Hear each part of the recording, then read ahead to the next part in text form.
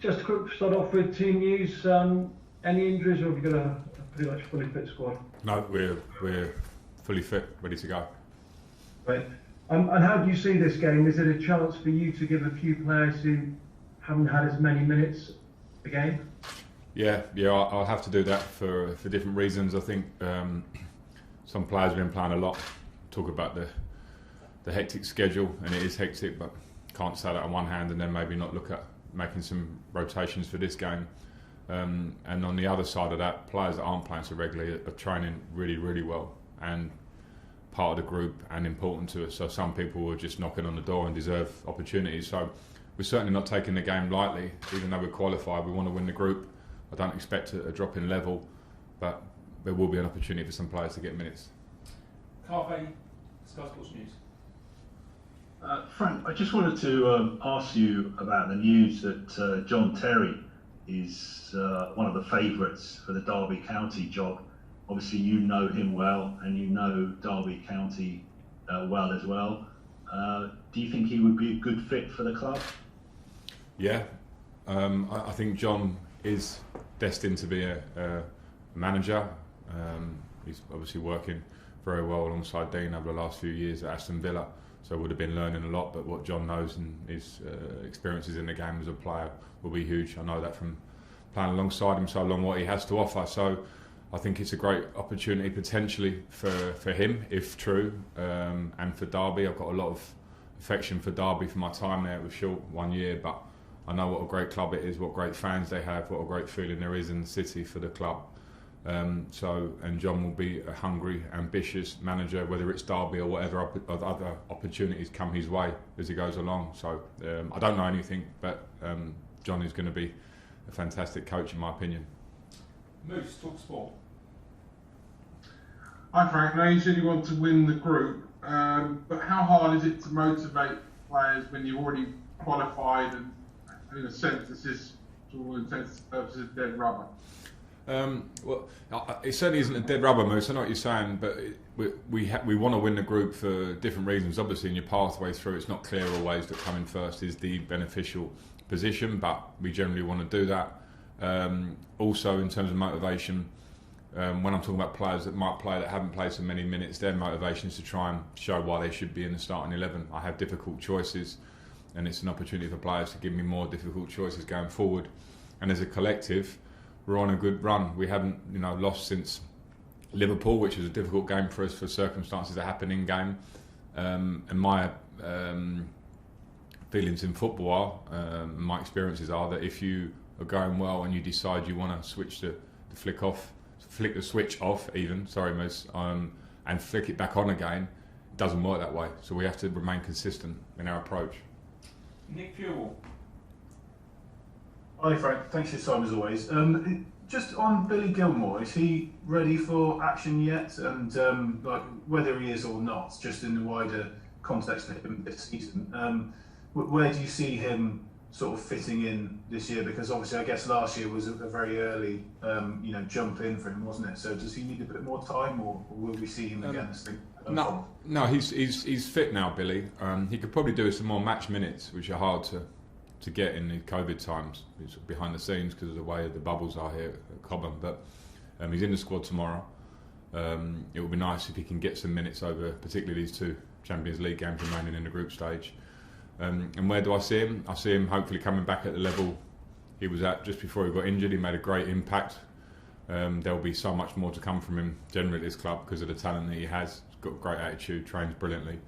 He's looking spot on, so he comes in just to compete in the squad with the other players in that midfield area. Cristina Perez. ¿Qué tal? Muy buenas tardes, Cristina Pérez en directo. Hello, Frank. Hi. Oh. I would like to know what do you think about the Sevilla FC and its manager, Julian Lopetegui, which are their biggest virtues, and what are you expecting for tomorrow? I think they're a fantastic team. We felt that when they played at Stamford Bridge. It was a difficult match for us. I think they have a great coach, a really great coach. I think it's very evident when you watch his team play that he is a top coach, and he's the style of the team, the work he must do behind the scenes.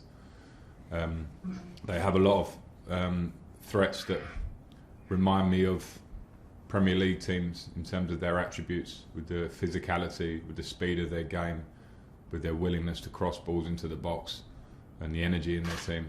So I expect a really tough match. Matt Law, Daily Telegraph. Hi, Frank.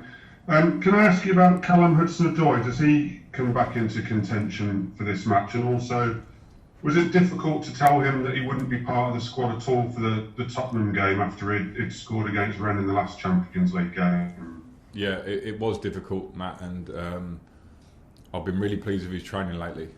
I've spoken about Callum at different times since I've been in the job, and his training and attitude at the minute is bang on. Work ethic in training, that's reflected in scoring against Rennes and playing well. Coming on against Newcastle, I thought he was bright, going away with the 21s and doing well.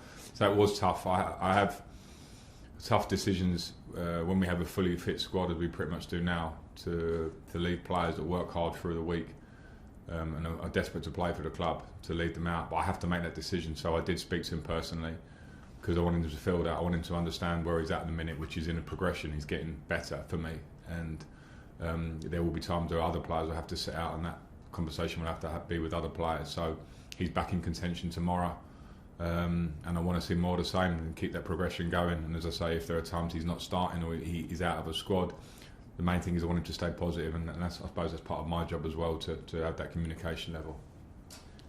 Carlo Garcia.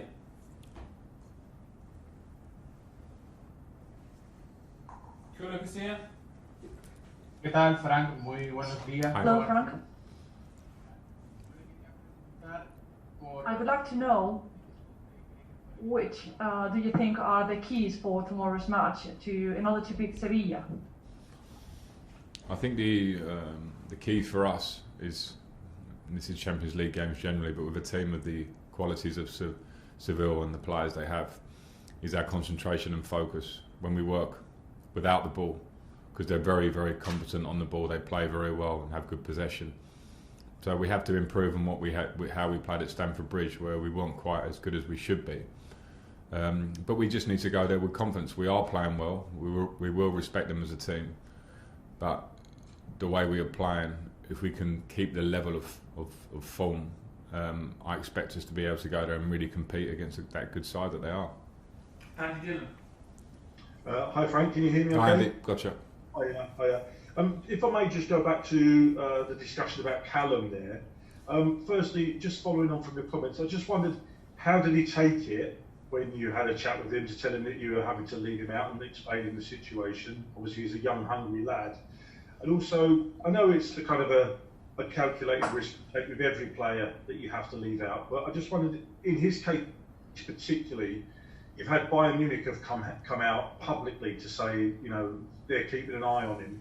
Is it a bigger risk than normal you're taking by leaving him out, and it's something you just have to accept?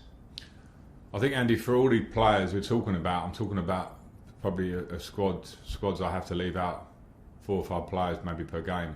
If I went through all the permutations of all of them and how they may feel and the risk of it, I wouldn't make a decision and I wouldn't be able to do the job. So I'm aware with Callum where he's at, and he took it very well.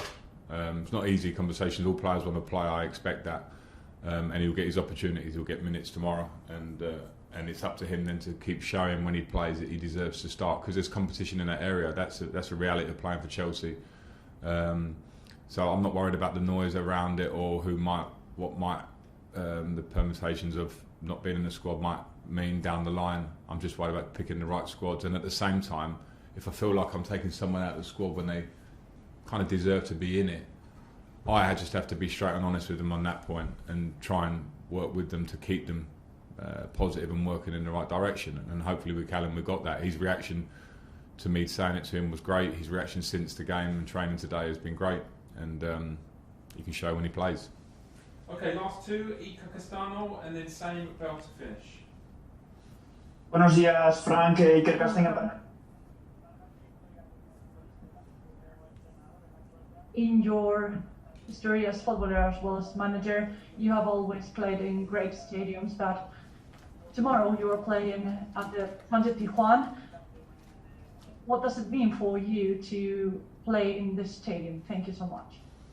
I'm very proud to manage this club and proud that we're in the Champions League because it's the best competition in the world. And when you go to places like Seville, for me, a fantastic city. So unfortunately for us, we can't experience the city as we would be able to in normal times.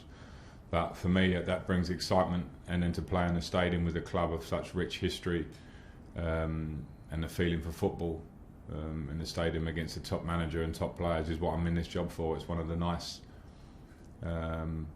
perks, if you can translate that, of the job, is managing this level of game at these type of stadiums. Last question, Sammy Mockbell. Hi, Frank.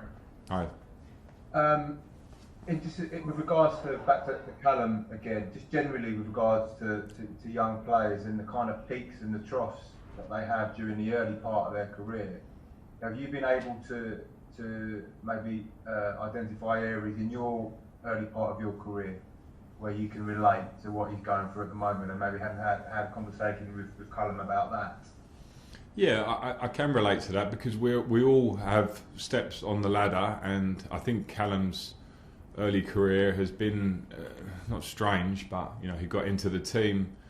There was a lot of talk around him, I know, the year before I came, and then he got a really, really bad injury, and I think for a big part of last season, the back end, and even this season, I think Callum made these quotes himself when he was on international duty. He was feeling the injury a little bit, and I think now time and work is showing him to be back, hopefully in recent form, to where we want to be. And then you realise that he's still a developing player, because when there's a lot of talk about a player, you kind of think that maybe they've been around longer than they have. He's still a very young man. So unfortunately for him, because it's not nice to tell someone they're not in the squad, but I have to see the bigger picture, and I know that Callum has hundreds of games hopefully in front of him and progression to make, and will have big impact because of the talent, as long as he has the hard work which he's shown at the minute.